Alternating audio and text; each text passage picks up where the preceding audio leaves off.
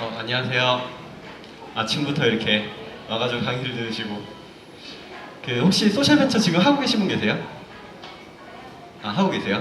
지금 준비하고 계세요? 창업을 하셨어요? 하고 계세요? 대부분 다 관심 있어서 오신 거죠? 프라이탑도 보니까 어떤 가치적인 소비에 관심 있으셔가지고 맞죠? 저희는 소풍이라는 투자 회사고요. 초기 시드 투자를 하고 엑셀러레이팅을 하는 회사예요. 아마 들어보신 분도 있고 들어보지 못한 분도 계실 텐데 박기원 대표님 계속 언급을 해주셔가지고 감사하게도 저희 알럼나이시거든요. 소풍에 대해서 짧게 소개하고 투자를 창업을 하시거나 투자를 받으시려고 할 때 약간 그들이 어떤 관점에서 보는가에 대해서 조금 더 얘기를 해보려고 하고요. 일반 투자도 있겠지만 임팩트 투자라고 하는 약간 좀 더 특이한 영역에서 약간 생소하게 다가가실 영역에 대해서 그 사람들은 좀 더 어떻게 바라보고 있는지에 대해서 조금 더 설명을 해드리려고 합니다. 저희는 소풍이라고 하고요. 원래는 SOPOONG가 정식 명칭인데 다들 그렇게 부르시는 분들은 없어요. 이름 너무 어려워가지고 소셜 파워 오브 네트워크 그룹이라는 뜻인데요. 창립자만 저렇게 부르시고 저희는 다 그냥 소풍이라고 다 부릅니다. 2008년도에 설립이 돼서 2008년도부터 2010년도까지는 거의 투자를 못했어요. 그때는 소셜벤처라는 개념 자체도 생소했기도 했고 어떤 게 사회적 가치가 있는 거냐에 대해서도 논란이 사실 많이 있기도 했고요. 2010년도부터 실제 투자를 했는데 그때는 1년에 한두 개 정도씩 투자를 했고 2016년도부터는 조금 더 많은 투자를 하기 위해서 배치제라 그래서 상반기, 하반기 두 번씩 모아서 투자를 하고 있습니다. 그러니까 저희가 사실 세워진 미션 자체가 소셜벤처를 서포트하기 위해서 만들어진 조직이고요. 약간 투자도 있지만 조금 더 엑셀러레이팅 하면서 대표자라고 하시는 분이 사회 문제를 잘 해결할 수 있도록 서포트하기 위한 조직으로서 설립이 됐고요. 지금까지 36개 투자를 했고 기업 생존율은 그래도 꽤 높은 편에 속해 있습니다. 네, 주로 인베스트, 엑셀러레이팅, 서포트 역할을 하고 있고 비즈니스를 본다고 하면 소셜 임팩트랑 비즈니스 모델, 팀 역량 이렇게 보게 되는데 사실 일반 투자사와 비교했을 때 소셜 임팩트를 저희는 더 볼 수 있다 정도만 다른 것 같아요. 포트폴리오를 보면은 아마 아실만한 데는 쏙하는 아실 수 있을 것 같고 이제 그나마 조금 더 관심 있으신 분들은 텀블벅이나 이제 어쨌든 눈에 보이는 스케일업이 된 팀들 위주일 것 같고 이제 소셜벤처를 하시거나 아니면은 주변에 이제 소셜벤처를 만나보신 분들은 그래도 많은 팀들이 있어요. 저희 투자팀들 중에 나중에 한번 다 들어가 보시면 조금 더 좋을 것 같고요. 아마 투자를 받거나 창업에 그래도 관심이 있으셔서 여기 오셨을 텐데 보통 창업에 관심 있으면 세 가지 그냥 봐요. 아주 일반적인 내용 같지만 세 가지가 어떻게 갖춰져 있는지를 보게 되거든요. 첫 번째는 초기 투자일수록 처음에 투자하는 투자자일수록 팀이 어떤 역량을 가지고 있는지 어떤 전문성이 있는지 그리고 이 팀이 진정성을 가지고 사업을 하는지 이런 쪽을 많이 보게 되고요.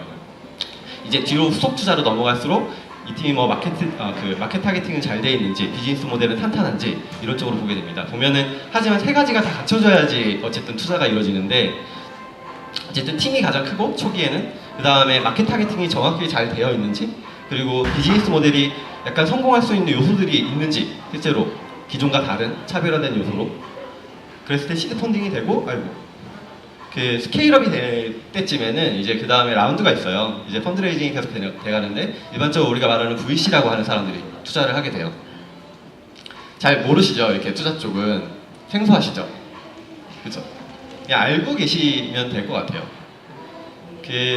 보통 이런 그래프를 그려주는데 신문에서 제이커브를 그린다 이런 얘기 들어보신 적 있어요? 그러니까 제이커브를 그리는 스타트업에 투자해서 유니콘을 찾는다 약간 이런 거 한 번쯤은 보셨을 수도 있는데 보면은 일반적인 투자사들은 이런 그래프를 원해요. 이렇게 제이커브 쫙 이렇게 올라가는 그래프 그리고 투자 라운드도 이렇게 형성돼 있어요. 보면 데스밸리라고 하는 곳에 시드 투자를 하는 사람들과 엔젤 투자를 하는 사람들 요 안에도 보면은 촘촘하게 좀 더 나눠져 있거든요. 그러니까 프리시드라 그래서 조금 더 1억 미만의 투자금을 투자하고 엑셀러레이팅 하는 기관들 그 다음에 시드 투자를 하는 기관들 이제 시리즈 A라 그래서 보통은 한국에서는 10억 이상 정도를 시리즈 A라고 보는데 그 앞에 투자를 하면서 프리 A 이렇게 나눠져 있어요. 이 단계가 이 데스밸리를 넘기 위한 단계들 근데 이게 성장 곡선이라고 봤을 때 BEP라고는 들어보셨죠? 이걸 언제 넘을 거냐 다음에 성장 곡선을 어떻게 그릴 거냐 이 라운드별로 있는데 시리즈 B는 그냥 국내가 그래요. 해외는 시리즈 A도 100억 장이 미국에서는 그렇기도 하는데 국내는 한 100억, 뭐 시리즈 C는 뭐 300억, 400억 이렇게 넘어가면서 나중에 우리가 주식시장에서 보는 IPO까지 넘어가는 단계로 펀드레이징이 되거든요. 보통 이런 단계를 그리는데 실제로 뚜껑을 우리가 열고 보면 뭐 배달의 민족이나 쿠팡이나 이런 데 많이 보셨을 거 아니에요. 근데 뚜껑을 열어보면 그런 기업이 몇 개나 되겠어요. 눈에 띄는 기업들이 많이 있겠죠. 그죠? 대부분 유니콘을 원하지만 실제 유니콘은 그렇게 많이 나오진 않아요. 근데 이런 투자 곡선을 원하지만 사실은 이걸 제일 이상적으로 생각하는 거고 실제로는 이렇진 않거든요. 근데 임팩트 투자라고 하는 그 투자를 하는 사람들은 여기에 소셜 임팩트라는 부분을 추가해서 봐요. 그러니까 소셜 임팩트라는 부분은 아까 박기범 대표님도 충분히 설명을 해주셨을 것 같은데 정확한 기준을 측정하거나 책정하거나 이런 기준은 아직 없어요. 아직 뭐 전 세계적으로도 사회적 가치에 대해서 연구를 하고 있지만 어떤 게 사회적 가치가 있다, 없다 이런 것들은 증명하기 어렵고 그 각자의 기관마다 조금씩 특성이 다른 기준들을 가지고 있어요. 저희 기관도 그렇고. 그랬을 때 이게 맞다라고 볼 수도 없고 볼 수 없는데 그냥 제가 생각할 때 그래프를 다시 하나 그렸는데요.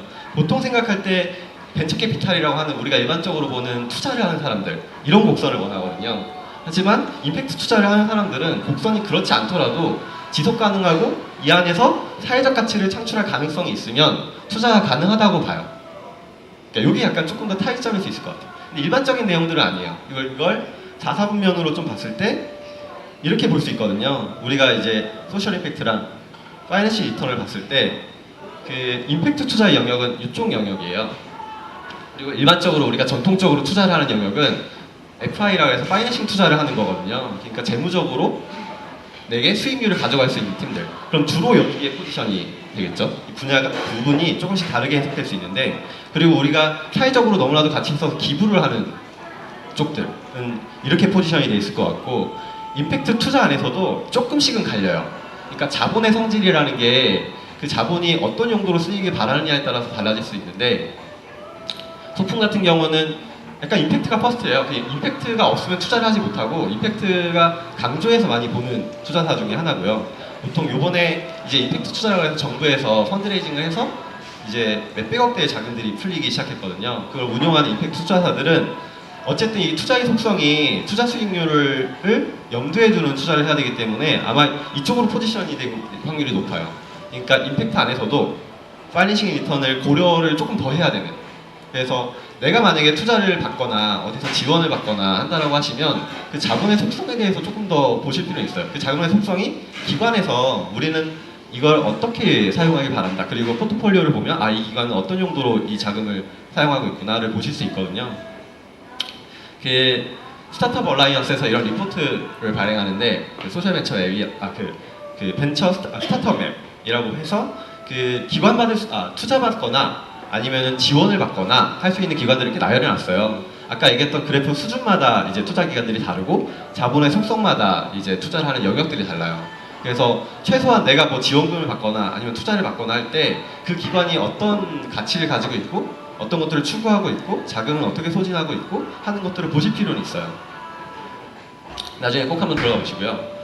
그 중에 임팩트 인베스트먼트, 그러니까 임팩트 투자를 하는 쪽들을 보면 이제 대표적인 기업들은 이 정도가 있거든요. 근데 이들도 아까 그 라운드라고 볼 수 있는 상태에 따라서 조금씩 보는 관점들이 다 달라요. 이쪽은 시드 라운드, 그러니까 초기 투자를 하는 쪽이고 이쪽도 시드긴 하지만 그래도 조금 더 금액이 있는 규모들, 이쪽은 뭐 시리즈 A 정도 단계부터 보는 회사들이거든요. 펀드레이징 규모를 이번에 만들었기 때문에 투자금을 아마 그런 쪽으로 쓰실 거예요. 임팩트 투자를. 근데 임팩트 투자가 예전에는 시리즈 이상 되는 규모가 그렇게 많지 않았어요. 하지만 최근은 어쨌든 사회적으로 어떤 의미를 추구하는 기업들이 더 성장해야 된다는 분위기가 조성이 됐고 그런 기업들을 위해서 펀드레이징이 되는 약간 초기적인 단계라고 보시면 돼요. 저는 태동기가 올 거라고 보는데 그랬을 때 자본의 속성이 어떻게 쓰이길 바라느냐에 따라서 조금 더 사회적인 임팩트 있는 쪽으로 투자가 더 될 수 있는 가능성도 조금씩 열어갈 수 있을 것 같습니다.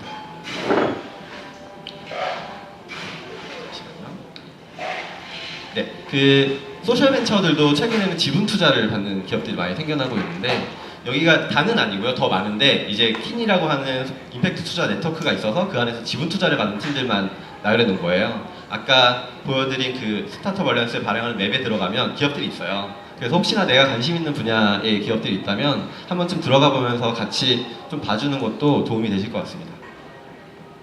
저희가 실제 투자 심사 기준이거든요. 투자 심사 기준을 이렇게 나열해 놨는데 저희가 최근에 젠더렌즈 관점의 임팩트 투자라 그래서 이제 리포트를 발행한 게 있어요. 그 안에 보시면 젠더 관점의 임팩트 투자에 대해서도 쭉 설명해 놨고 저희의 투자 실제 심사 기준에 대해서도 나열해 놔서 실제 쓰는 기준이라서 한번 보시면 도움이 좀 더 될 것 같고요.